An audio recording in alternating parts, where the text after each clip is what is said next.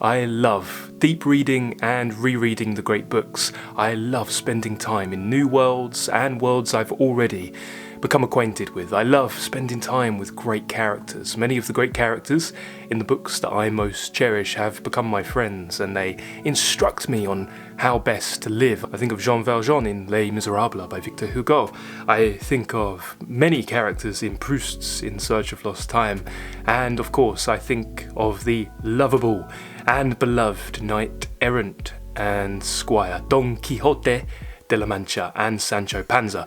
Those who are deep reading this wonderful novel as part of the Hardcore Literature Book Club have noticed that in the lectures I like to indulge my love of visual arts with some luxurious, resplendent paintings, some wonderfully aesthetic portrayals of these characters and many of the great scenes from this novel. So today I'd like to do something a little bit different and hopefully kick off a new series where we dive into the different media manifestations of great novels. In future videos, this will look like us listening along to great operas and arias, hot on the heels of a reading of Anna Karenina. It will look like watch-alongs, where we watch filmic adaptations of the great books together. But for today, I would like to go through some of my favourite paintings of Don Quixote with you. Let's get into it. Make yourself comfortable, I know I certainly have. Grab yourself a drink, I've got some peppermint herbal tea infusion going on, and let's look at some art together. Let's pull up the first painting. Now, this is a rather famous visual rendition of the knight-errant and his squire. There's going to be a handful of really famous ones, so it'll be interesting to see if you recognise them. If you do recognise them, it's most likely from one of the covers, the book covers, but this one is by Wilhelm Marstrand from 1847, and this is called Don Quixote and Sancho Panza at a crossroad. And yes, you certainly can see that they are at a crossroad there. The crossroad as a symbol is really interesting. It's quite integral to the core of the novel. There are adventures of insulas and there are adventures of crossroads. Don Quixote instructs his squire, Sancho Panza. And you can see, if we zoom in there, that Sancho Panza, the lovable squire, is looking to his master, and he is looking to him to guide him for advice. Where are we going, my master? He's looking up to him, and he's kind of directing him a little bit. He's got his hand open, and he's pointing in one direction, but it looks like Don Quixote is considering a direction that's just behind us. So we're looking. They can go in 4 different directions. They've come from that direction and they need to know which way to go. This novel is very farcical in places, and the farce underpinning the book is to do with dilemmas about where to go, dilemmas to do with reality, dilemmas to do with the truth of appearance and the truth of imaginative literature. I'd say some of the most resonant parts of the book are not just when Don Quixote goes on his journey and when he's deep into his journey, but when he kicks off his journey, when he begins his journey. We are treated to lots of different stories along the way. These are called interpolated novels or interpolated novellas, and they're based on the novellas ejemplares of the Italian tradition, which Cervantes thought he was the first to introduce to Spain. Now, up until this point, up until Don Quixote, which was a wild success, Cervantes was a failed writer. Most particularly, he was a failed dramatist. We know he penned at least 20 plays. They were not performed. They were not successful. He was not a success for most of his life. He had a battered life, a life that many of us would not envy. Put that up against his contemporary, William Shakespeare, who was wildly commercially successful in his lifetime. Cervantes probably did not know Shakespeare, though Shakespeare very much did know Cervantes. If he had known of the bard, I think he would have envied his success. But Don Quixote was a wild success. And so you've got these digressionary tales along the way, but you've also got a overarching narrative that we continue to follow. And when we're told these tales, very often we enjoy them and we find them interesting, and this is Cervantes' moment to indulge his imagination and to tell the tales that he wants to tell.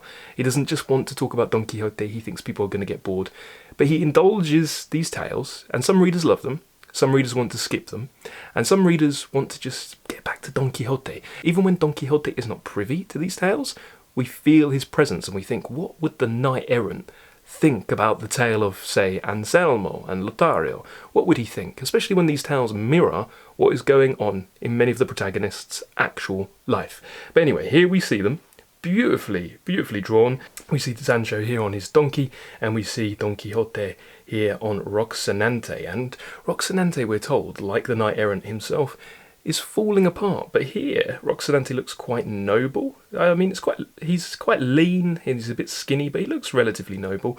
And Don Quixote himself looks old. We're told that Don Quixote is in his 50s, he doesn't have much of material wealth or possession, but he looks relatively regal here. But he also looks, simultaneously, his eyes, he looks resolute, but also unsure. I see this sort of uncertainty of which direction to go. It's almost like he's making up the facts of his life and the world around him. He's in the act of creation in real time. And the painter, Wilhelm, has really nailed this. The donkey looks to be, again, quite a beautiful donkey. And I think Sancho deserves a beautiful donkey. He's a beautiful human. His personality is so lovable. He's very earthy. He's down to earth. He's physicality. He is the reality principle, to use a Freudian term, as opposed to the quixotic nature of Don Quixote, the idealistic, almost reckless in his fidelity to chivalric moral code and pledging his allegiance to Dulcinea. He's a bit overly, too absolutist in his morality. There's no wiggle room, is there? But isn't that funny that the down-to-earth people look to the idealists to lead the way, but we need both of them, don't we? It's a bit of a teetering balancing act. But back to the donkey. The donkey looks absolutely beautiful, a little bit tired, straining under Sancho's weight. The donkey who, I don't know if Cervantes deliberately put a gap in the narrative or not, but at some point in the first part, we're told that Sancho is reunited with his donkey and that he found his donkey and the donkey was stolen by Ginés. But in the original, we're not told when the donkey actually disappears or when the donkey was stolen. So it's like, did he deliberately leave this gap in the narrative, or did he just make a mistake and cock up that little detail? Both are charming, both are hilarious. Let me know what you think of this painting. I think it's beautiful. I think the sort of muted ochres, it's a very autumnal tone, are just absolutely gorgeous. I like the hills in the background, or the mountains. You've got a real sense that they've been on the journey for some time. I should imagine this is potentially the second sally forth. I love this one. Let's check out another one. This one's from Cesare Deity of 1914, and apologies if I get any names wrong along the way. I do try my best, but sometimes I do butcher the names. This one is similar to the one before in sentiment, and it's very regal, and you can see Don Quixote is very poised. He's straight backed and he has his squire beneath him. The squire doesn't look as portly or rotund or even as comical as I imagine him in the novel. He looks rather regal himself, doesn't he? Again, we have both horses portrayed wonderfully. Rocinante is a fine stallion, and then we have Sancho's donkey there, and their costumes are absolutely gorgeous, beautifully drawn. The flowers at their feet are wonderful. It seems as though this artist has plugged into the romance feel of Don Quixote. Do you know what I mean? Many think that Don Quixote is parodying or satirizing romance, I believe, by virtue of the novelas ejemplares that are interspersed throughout the novel, that Cervantes loved the romance genre. Yes, we can definitely read a criticism when he harks back to the days of yore, the halcyon days, the siglo del oro, the golden age of the Spanish Empire, but I'm not sure if he's completely lampooning the romantic tradition. I think he genuinely has a love and affection for it. Hey, he probably grew up reading those tales. Were they already scorned in his lifetime? Yes, but he probably does have an affection for them, and this artist is plugging in to that affection for romance. I love the fact that you can see the sun setting. They're wondering again which way to go. The crossroads isn't quite as obvious as the previous painting, but you can see Sancho is pointing one way, and if we zoom in on Don Quixote, it looks like he is looking a different way, and this is wonderful, a wonderful metaphorical representation or symbolic representation of their relationship. Don Quixote is all about friendship, Aristotelian friendship, brotherhood, love. It's a love story. really. And their conversations are what make the novel for me. That's what I fell in love with. It's their disagreements with one another. It's the fact that they change by virtue of talking to one another like real people. They are thoroughly psychologically complex, and I think this is a gorgeous, gorgeous painting. I love this one. Let's check out another one. This is a very famous one, and this is Picasso's rendition of Don Quixote. If you ever see a mug, like the Starbucks mugs, if you ever see a t-shirt, if you have the Edith Grossman vintage edition paperback of this wonderful novel, you'll see this. This is by Picasso, and this marks a bit of a different turn from what he was actually working on at the time. He was in his Cubist period around the time he did this. I believe this was 1955-ish. This wouldn't have taken very long for Picasso to put together, but I would guess that this is worth a lot of money. But it's actually a wonderful representation of knight-errant and squire. You can see that Don Quixote has Mambrino's helmet on his back. Wonderful, wonderful scene. If you've read the novel, you'll know about Mambrino's helmet. I love the way Sancho Panza has been drawn. He's just a short, black mass. And you can see the windmills stretching on into the distance. Perfect. Roxanante looks like a bag of bones. The horse is a bag of bones, like Don Quixote himself. He looks old, he looks to be brittle and almost falling apart. And the sun high in the sky, I like that, because ultimately, I think, through many rereadings, that Don Quixote is an endlessly positive and optimistic story. Picasso did a tremendous job with the representation here. I can see why this has captured so many lovers of the novel, so many of their imaginations, and why this one has endured, and why this has become just endlessly used in different books, and we see this one pretty much everywhere. There's a reason it's wonderful. Let's check out another one. Okay, I absolutely adore this one. I have a handful of favourites, favourite visual depictions of the sally against the windmills. Very early in the novel, Don Quixote, in a very famous scene, not my favourite scene of all time, and it's wonderful that this has become so famous, almost like the Proust's Madeleine scene, that it sort of supersedes the novel, and even those who don't know of the novel or haven't read the novel kind of know something about the windmills. He believes these windmills are giants, and he attacks them with full force, and this is simply laying the groundwork or setting the scene and the philosophy for many more attacks to follow. He is going to mistake many other different things for being mythical creatures. There's a famous scene near the end of part 1 where he slashes some wine skins, and I'm going to show you a painting of that, which I really love. I have a handful of favourite paintings depicting this scene. I love the Gustave Dore, which we will come to very soon, but I love this for many reasons. This one is by Jose Moreno Carbonero. Painted around 1900, this is an oil on canvas, and you can find this, if you wish to pilgrimage to this, in the Museo Nacional del Prado in Madrid, Spain. The oil, for me, works very, very well. There is realism to this. I love how gritty and realistic it is. You can really feel what that would have looked like when he attacked the windmills. And the funny thing about the windmill scene is when you read it initially, because it's so ludicrous, you don't fully see it. It's not fully physicalized. Now, when things happen to Sancho Panza, for example, when he gets tossed in a blanket, and he can't stop talking about that for the rest of the novel, which is hilarious, but it makes sense. If a bunch of men were to grab you and throw you up and down in the air in a blanket, it would probably traumatize you for a while. You wouldn't just shrug it off. But when we see him attack the windmills, it's so ludicrous and absurd and farcical that we don't think, well, how painful would it be? Now, Cervantes does a good job of really physicalizing and making apparent just how bruised and battered these protagonists become, but this painting does a delicious job with it.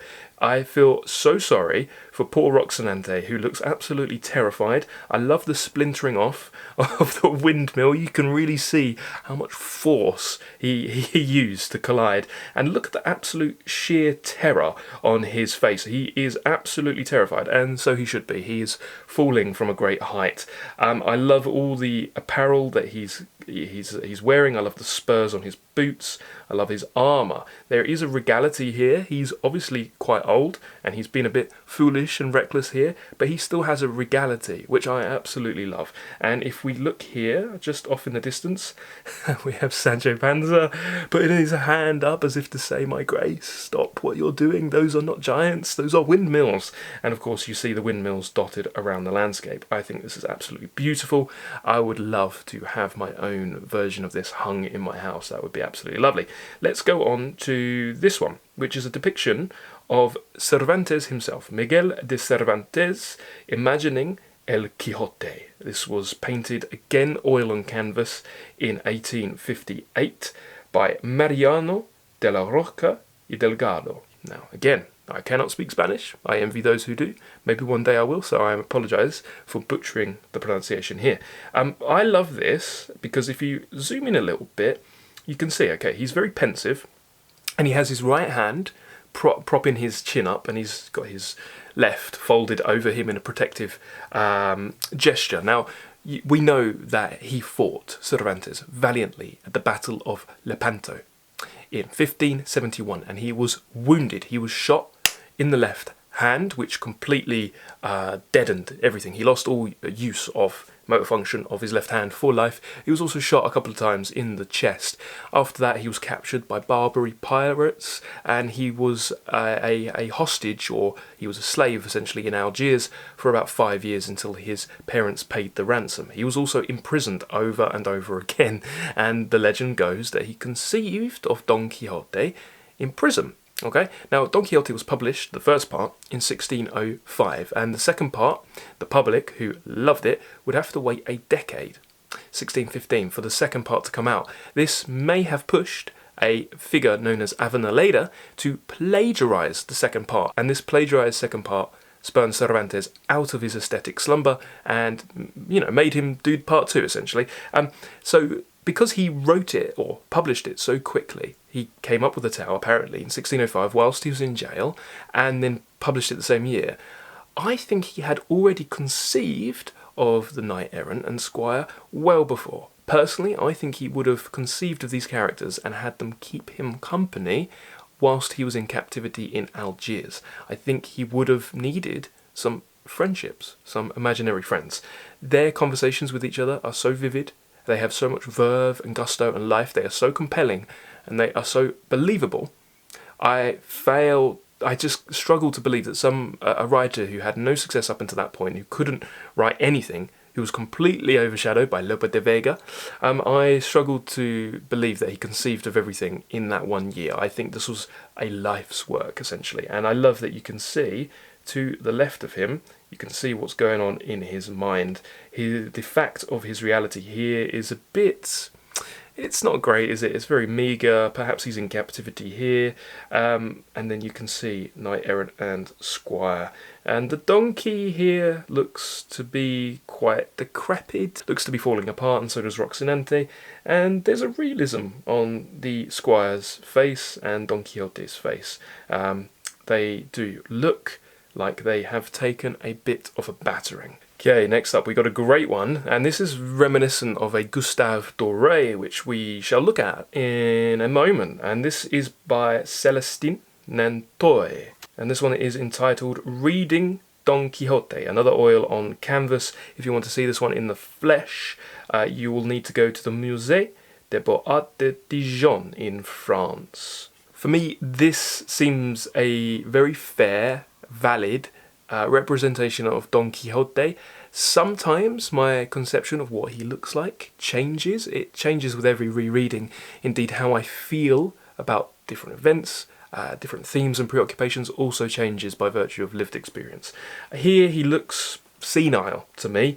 To be honest though, this is probably was Cervantes' conception. Here he is reading his romances. We know from the very start of the novel that Don Quixote was absolutely obsessed with romances, particularly those of King Arthur, Amadis de Gaul. He lists loads, so he's gone mad. Obviously, one of the questions that we ask ourselves, and we've been talking about inside the Hardcore Literature Book Club, is does Don Quixote choose his madness? There is fair evidence to say that he does, but that's a huge discussion right there. I love everything about this. It's almost like he's reading the books and then trying to emulate them in real time. He's trying to learn how to be a knight errant. So I see this as him before he goes off on his first sally and he's raising his sword aloft.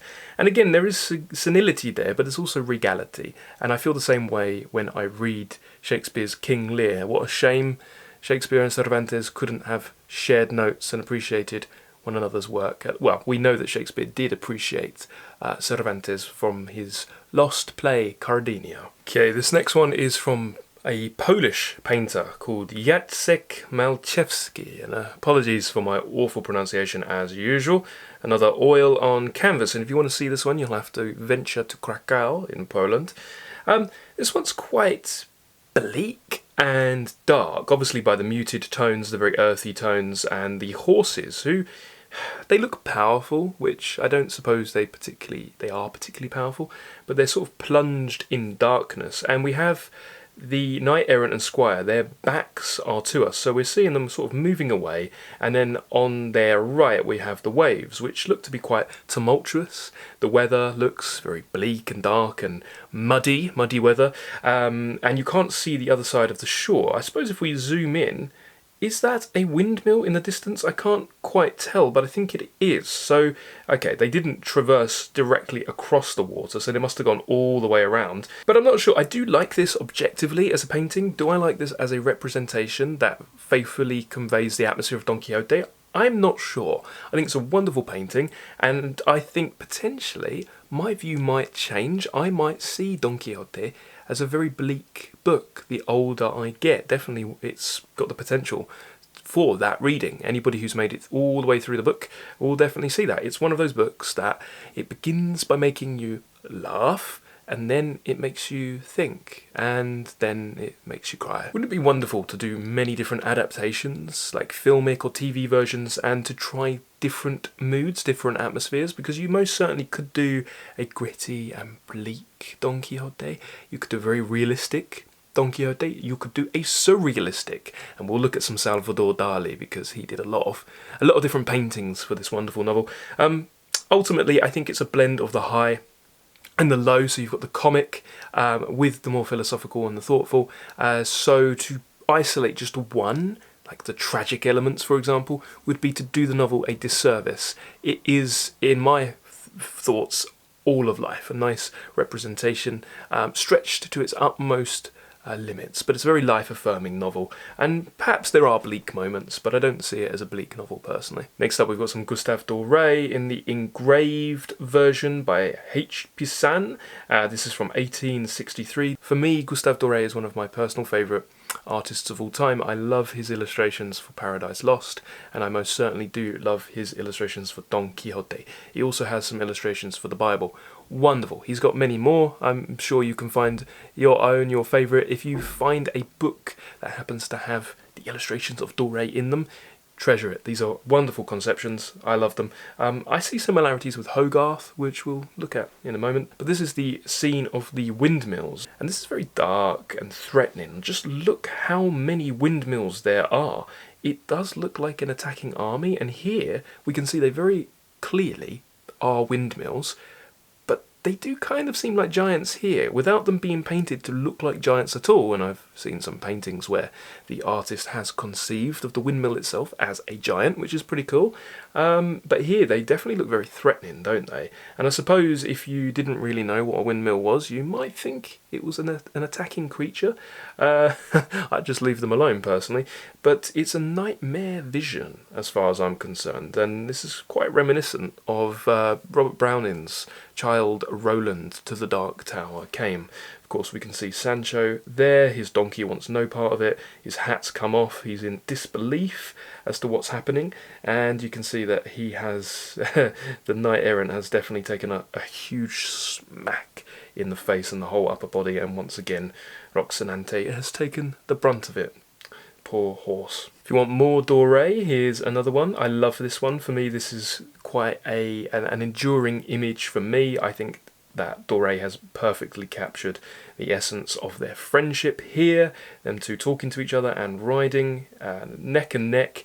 The funny thing is that Sancho addresses Don Quixote as his master, and Don Quixote does talk down to him, but he also says at one point in the novel that I've never read in any of these books of a squire who talks at such length and with such liberty as you do, Sancho. He does have a go at him a lot, and he does hurl abuse at him, but they're friends, and they are on the same level, or they do get on the same level over the course of the novel, and that's one of the things that I absolutely love about Don Quixote. Here we see him in a cage. Towards the end of part 1, Don Quixote is caged by his friends, and they want to bring him back to his home. And we see another wonderful rendition here with him hanging out of the window, another instance where the characters have decided to deceive him, this time not for his own good, but just to muck about with him and take the mick out of him, basically.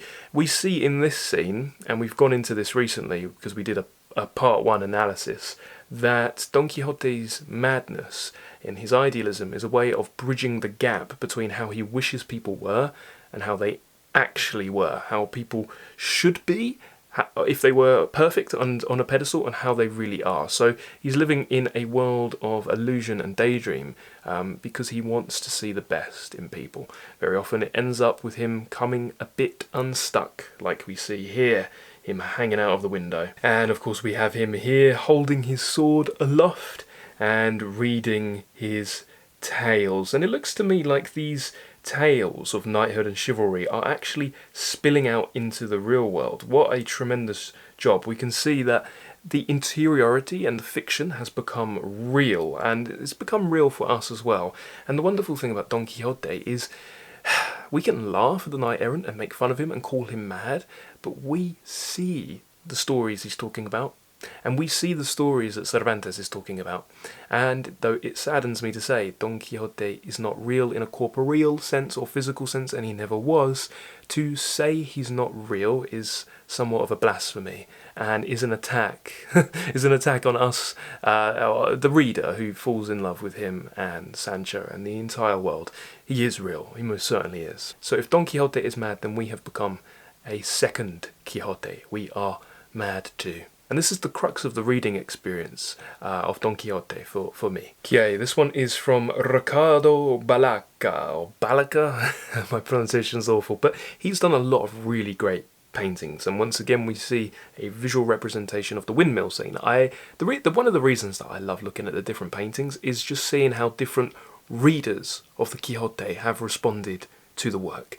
And you can see that everybody responds a bit differently. This is the magic of Don Quixote, is it's an ultimate mirror.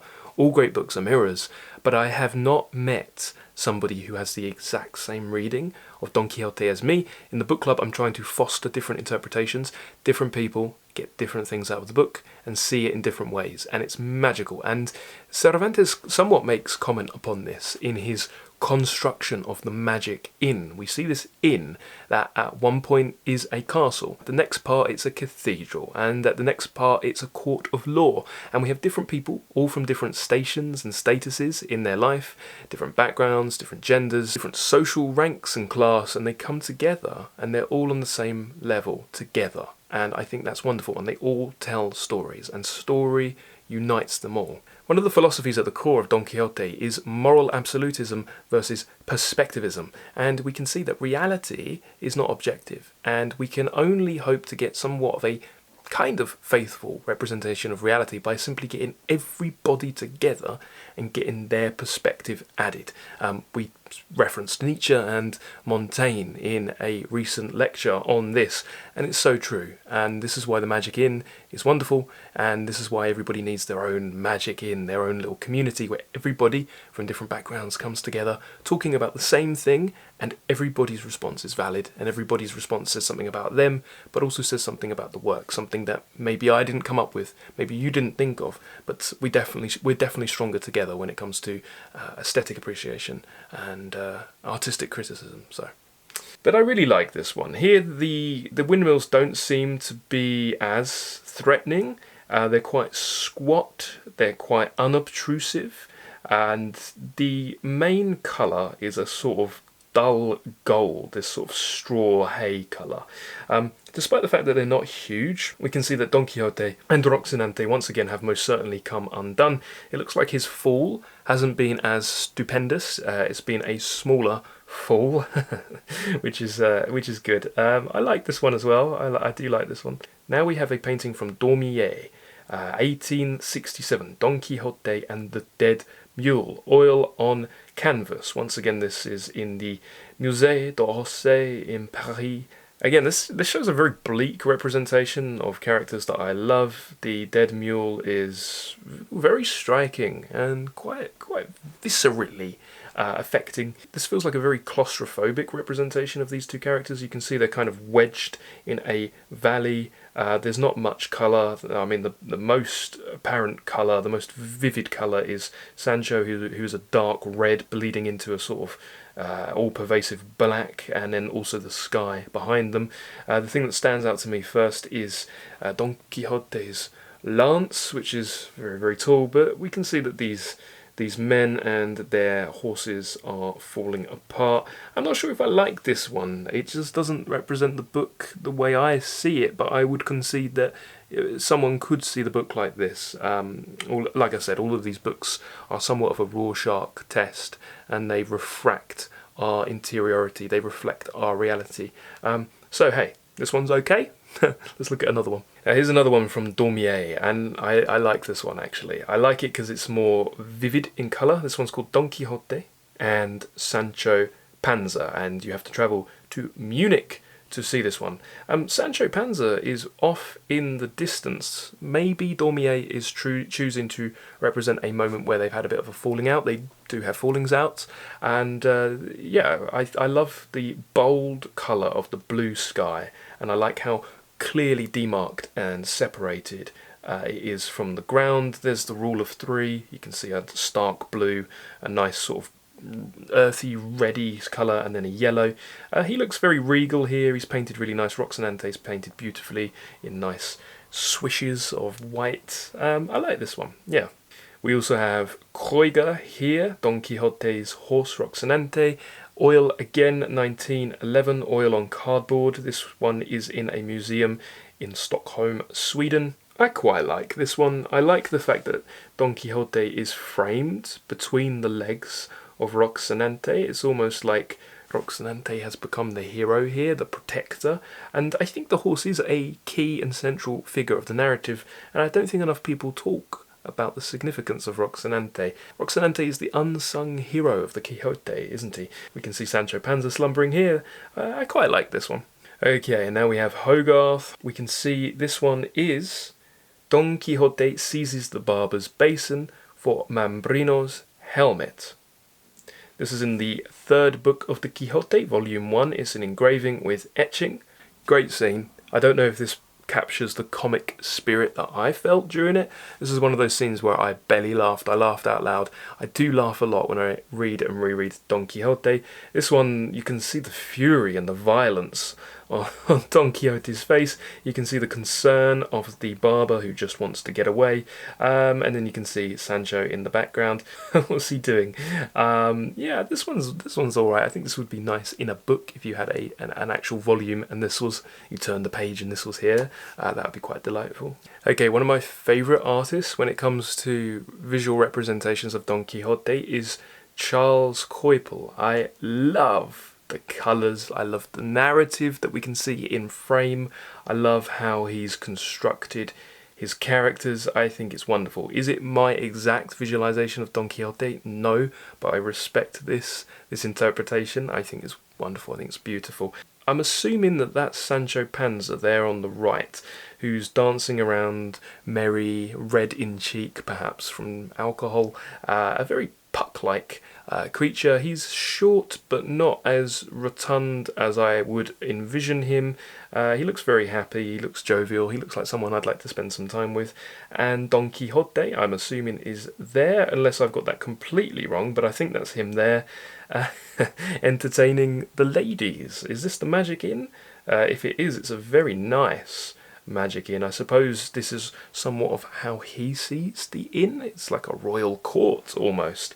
I love his body language. I love the fact that he's I don't know if this is actually how Don Quixote sees himself, but we get a lot of self-image here, and he's a little bit cocky, he's got a little bit of a smile, he's very open, he's got his arms open, and all eyes are on him, and he looks fantastic. This is not how I see Don Quixote, but I love it. I can almost hear the music. You can see the violins playing here, flute here. I think this is absolutely wonderful. Let's look at some more of Coipel's stuff, because he is tremendous. This one is Don Quixote, served by the girls of the inn, oil on canvas. Once again, Coipel has absolutely nailed visual representation of narrative. There is so much going on in this painting. I love the little child there that seems to have is that a Trojan horse? That's funny. I love that he's sitting there, and he's kind of sitting in casual dress. He's all comfortable, but he's got his helmet on. Has he got... No, he hasn't got his... Has he got his armour on his legs? He has. I love it. I love the lady coming down here with a plate full of goodies. I love the fact that the background is so pastoral, because Cervantes, I believe, was a lover of pastoral. He was a lover of the picaresque. This one is called Asleep. Don Quixote fights the wineskins. Okay, this is absolutely tremendous here. I see the scene exactly like this. I love them holding him back. Is that the bucket of water that the innkeeper pours on his head, the icy water? I love the fact that if you really zoom in, you can see he is fully asleep, and yet he is like fully drawn. This is a pivotal moment in the book. This is near the end of part 1, and this is when Don Quixote stops being quite so idealistic. He still is, he's still quixotic, but he starts to come and meet Sancho, and Sancho becomes more idealistic. So they're meeting each other. Don Quixote is meeting his friend on the way down, and the squire is meeting knight errant on the way up. And I really see this the same way that I see an energy exchange in certain characters in Anna Karenina in pivotal parts of the narrative. I see a bit of a overlap or an exchange going on here that's absolutely wonderful. I love the colours in this. I love that everybody is really acutely realised. The faces are beautiful. This is one of my favourites. Okay, now let's look at another favourite of mine. This is a rendition of Cervantes at the Battle of Lepanto by Augusto Ferrer Dalmau. Now this is definitely one of my favourites. It paints Cervantes really valiantly. As I mentioned, he was wounded at the Battle of Lepanto. You can see he's been wounded here in the left hand. You can see that he's holding a wound over his chest, and yet he's still standing. He's standing as as things burn down into rubble behind him. You can see slain bodies piled up behind him. He's in the heat of battle, and look at that wide-legged stance. Look at the intent in his eyes. Dark bags under his eyes. He's seen the horrors of war, and yet he's still standing valiantly despite his wounds. He's got his sword drawn. He's still ready to go. He's still fighting. This really acutely portrays Cervantes as the hero that I believe he probably was. I love it. I love it. He's done a great job with this one. Now let's look at some Dali. Salvador Dali was a fan of Don Quixote. There is a ton of Dali to choose from when it comes to from Don Quixote. So let's just focus on his conception of knight errant and squire. I personally prefer Picasso's rendition, and I can see why Picasso's has endured more than Dali's. Now, I would like to end on the artistic representation that we see on the cover of the Penguin paperback, Penguin Classics. This is the Rutherford translation, really top-notch translation. I've been using the Grossman, Edith Grossman, for the lectures in the book club, but personally I laugh most when I read the Rutherford. Now this is from Alexander Gabriel de Camp, and I don't know if it's by virtue of the fact that I've looked at this one so much, but for me this does definitely convey Sancho Panza perfectly. I'm not so sure about Don Quixote. There's elements that I would make perhaps a bit more regal, but I suppose this artist has got the balance between sort of farcical, comical, absurd, and that little touch of regality, because he is regal no matter what his armour is comprised of, no matter what he's actually doing or how absurd and insane he seems. His idealism is born out of a fidelity to a chivalric moral code, and that will always carry with it a little bit of nobility or regality. I like that they're coming towards us. I like that Sancho seems a bit bewildered, and he's turning his head towards his master, but the master is fixed purely on what's going on just behind us. So it's almost like we're moving backwards with the pair, and we can see from whence they came. Now, the idea of leaving home is somewhat of almost a tangible presence throughout the course of the novel. No matter where they go, you've always got that sense that home is waiting for you, and the end of the journey is where you began, and you're going to go full circle. So it's nice that that's in the frame as well, and you wonder which of the Sallys is this, and what is behind, where are they heading to? Personally, I think this is a fresh one near the beginning after he's just made the squire's acquaintance. I'm not sure if Sancho has been tossed in the blanket yet or not, but we're going along on the ride with them. Now, I absolutely love the artistic renditions of Don Quixote. I have many more favourites. I could have easily kept going. In the book club, you'll see some of the lectures. We can see paintings of the interpolated novels. We see still portraits of Sancho alone, Cardenio alone, Don Quixote alone. But I think we'll leave it there, and we'll turn this into a little bit of a series if people are interested. And if you are interested, then please hit the like button and subscribe, because that tells me to keep making more content. And let us know in the comments below. Which novels, visual representations would you like to see next? We could do Tolstoy's Anna Karenina, we could do Dostoevsky's Crime and Punishment, we could do Jane Austen's Persuasion, we could do Siddhartha by Hermann Hesse, we could do Les Miserables by Victor Hugo, we could do Moby Dick by Melville. The possibilities are endless. And I'd like to thank you very much for checking out some art with me today. Thank you for watching, and speak soon. Bye bye.